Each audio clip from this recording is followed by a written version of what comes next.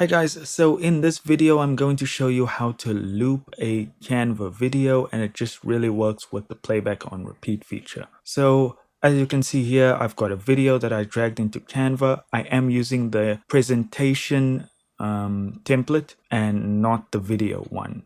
I don't know if that affects anything, but just in case. So here's my video, dragged it in here, and let's just play it so you can have a look at what we've got here. So now all we need to do is go to the playback option right here on top. Make sure you're clicked on the video and then click on play on repeat. And I'm just going to adjust the video speed so we don't have to wait 10 years for this to go through. And there you go. Now it is going to play on a loop, as you can see here.